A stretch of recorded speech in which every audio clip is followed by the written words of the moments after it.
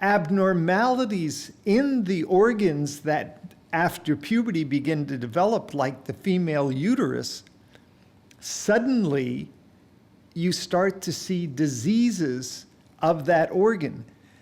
You don't see the disease in a child because the uterus is not functioning yet. So not just one system.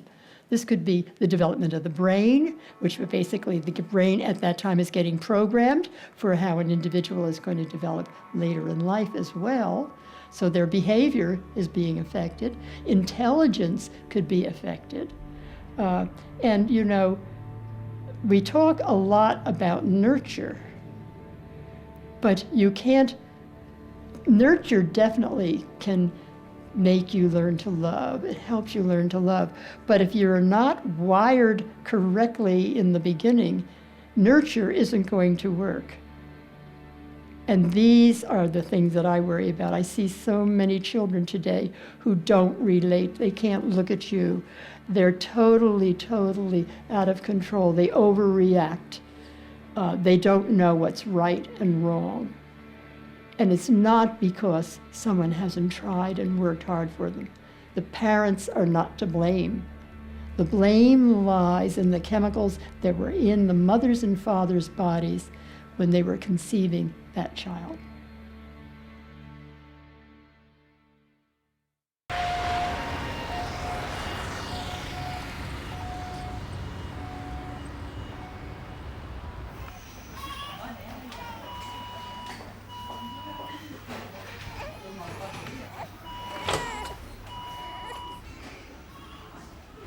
All the researchers I interview repeatedly mention a doctor in Copenhagen who also has extensive experience of these things from his own practice. I obviously need to meet Professor Niels Skærkebæk. Should I talk to the camera or to you? I'll talk to you. Well, the obvious inspiration for my research has been the problems my patients have had over the years. My specialty is genital deformities in children and infertility in men. And we must admit that we usually don't know what causes this. We see no direct correlation with genetics, damage and infections. So we have to look for other explanations for the rising figures. We have found on examining the statistics that nearly 8% of births in 2007 were the result of artificial insemination. That is, in vitro fertilization, insemination and donor insemination. 2 children in every class were conceived that way. That's a lot. We have many indicators that the sperm quality of Danish men is so poor that many, perhaps 1/3 or nearly half, have a less than desirable sperm quality. We may have reached the tipping point where this begins to affect fertility. Sperm quality will decrease in Sweden and elsewhere. The way things look now, fertility clinics are a good thing to invest in, because it's definitely going to get worse. I tell my college students, because I'm a professor, that the men in this class probably have half the amount of sperm in their testes than I do. Can you imagine? I am 3 times their age, and I am more than twice the man they are. Another thing we've looked into that is of interest is the high rate of testicular cancer in Denmark. What is important to note is that cases of testicular cancer have actually quadrupled. Og det har mærkeligt nok vist sig, at forstadierne til testikelkræft ligner fosterceller. Så i virkeligheden kan man sige, at testikelkræft skyldes fejl, som er sket i fostertilstanden. Så når en ung mand på 30 år får testikelkræft, så er det i virkeligheden, så skyldes det i virkeligheden faktorer, som hans mor var udsat for, da hun var gravid med ham. We suspect endocrine disrupting chemicals, which we're all exposed to in small amounts, but several at once. Testicular cancer, reproductive problems, and poor sperm quality are all tied to the same mechanism, which is linked to the development of the testicles. We call this condition TDS. Testicular cancer and poor sperm quality do not appear until adulthood, although they are caused by events in the fetal stage. That makes it difficult to see the context. Research is underway and has already produced some results, indicating that endocrine disrupting chemicals play a key role. Quite frankly, Stefan, having looked very closely at how climate change is a big threat, and everyone is very concerned about this, these chemicals that are causing the problems that we are seeing now in laboratory animals and now able to trace into the human picture are also derived from, again, those same fossil fuels that are causing climate change. And if you look very closely, we're getting into the 4th and the 5th generation now of children who are affected. Look at the odds of those children ever being born without having some kind of a lifetime disorder where they're going to have to be cared for or they're going to have to take medication the rest of their lives. I would say, quite frankly, we should be more worried about these health effects. They are going to be more imminent in terms of human society and humankind and all living organisms on Earth than the threat of climate change. It's going to get us sooner.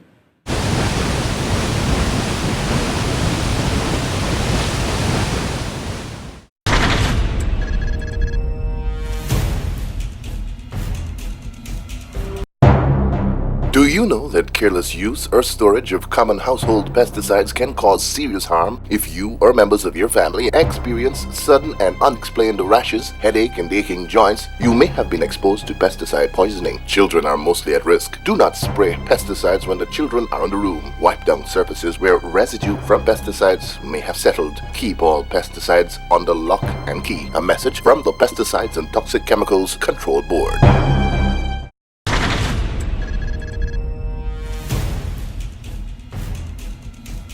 This is Farmers Connection, a presentation of the Ministry of Agriculture, brought to you this week in association with the Pesticides and Toxic Chemicals Control Board.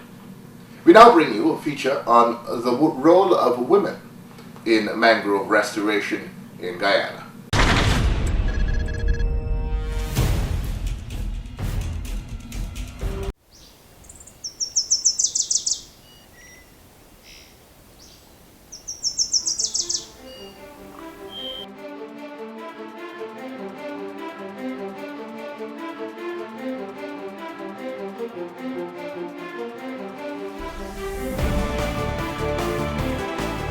Climate change is a growing threat to nations around the world.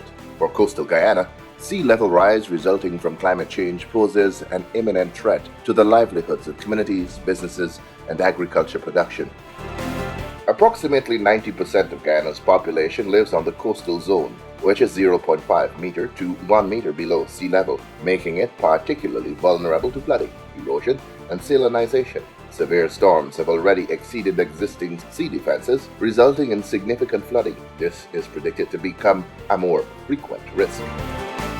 Guyana's coast stretches 430 kilometers to the north, facing the Atlantic Ocean, protected by seawalls and earthen embankments, with belts of mangrove trees providing the first line of defense against the relentless onslaught of the Atlantic Ocean. Guyana's second national communication to the UNFCCC cautions that climate change may exacerbate poverty in Guyana. The SNC predicts higher incidence of disasters such as flooding and water intrusion derived from storm surges and sea level rise.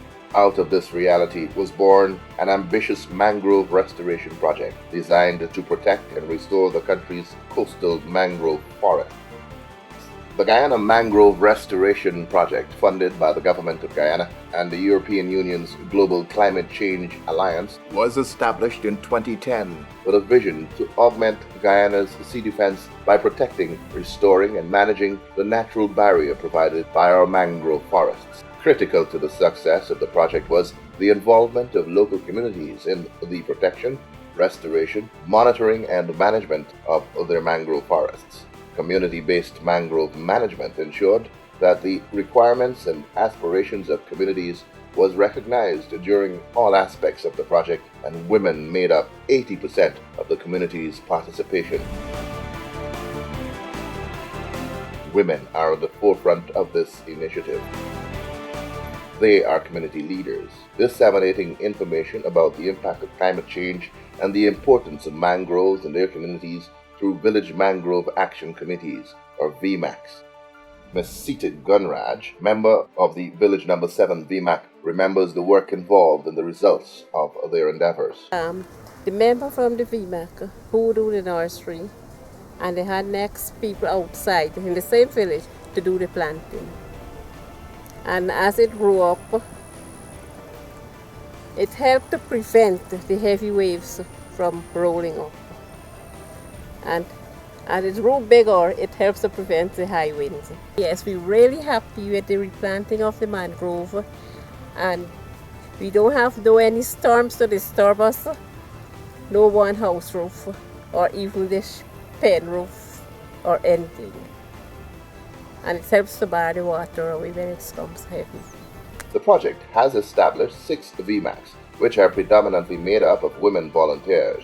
Over 130 women have been trained in a number of issues, including climate change, project management, and mangrove ecology, restoration, and management. From time to time, we will go out and share brochures, flyers, and we will explain to them about the garbage, because dumping garbage close to the seawall or over the seawall, it would destroy the mangrove, because it would suffocate the small ones, because the plastic and the grasses would grow over. And the head of my VMAC, she would insist that we have our work to do and we must do our work. And whenever there is time for us to participate in self-help, when it is possible, I attend it.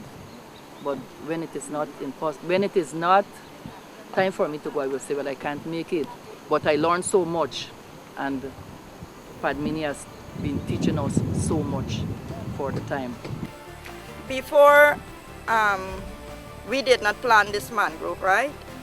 We had a good mangrove forest, right? And in 2002, we had an erosion, and all the mangrove washed out. And after then, we started to have flood. And then in 2010, 2011, I think that was Annette Arjun who came into the area, and she who really established this group, and they started to give out the contracts.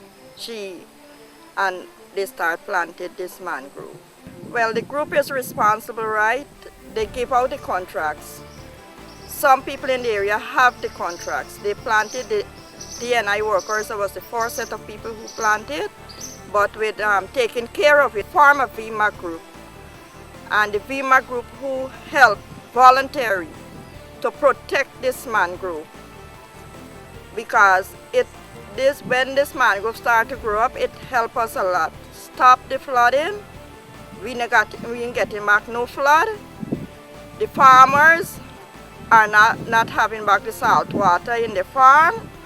It helped them a lot. And 2011, after they plant in 2012, this was the area where they plant, and now we have big mangoes, and now we are not experiencing no flooding anymore. Members are farmers, and the way how they benefit, right? The this help with protecting their farm. And the women in the group, they have contracts. That is only the way they benefit out of it. But everybody glad to have this mangrove. They are protectors of the mangrove forests, growing seedlings in their backyard nurseries, planting in challenging conditions, and monitoring restored forest. Over 60 women of varying backgrounds, single mothers and grandmothers, established over 50 mangrove nurseries in their backyards. These women showed mettle and organizational skills, producing over 200,000 mangrove seedlings to support the restoration drive, while earning them an income to support their families. My activities: to go to the seawall, select seedlings, seeds, set the seeds. Then when it germinates, I go to the seawall, select the mud, get my bags, prepare it, stick it up, the seed, germinate out, and they burst out. I have to go down and get salt water to water it. And then they go up to get time, stage, and stage till they reach certain stage. Then I mix the water with salt water. Sweet and salt water, and so they come up till they're ready to go and plant at the seawall. When they reach 12 to 16 inches. Ms. Sam spoke of the personal benefits of her involvement in the project. Well, it's great, because some people did not own a home with anything inside, so they could buy a stove, buy a mattress, buy clothes for the children, go to school, buy food for the house, all, and pay for the electricity, phone bills. They are employers, providing employment for others in their community. I had sort of things, and because of that, I could accumulate sort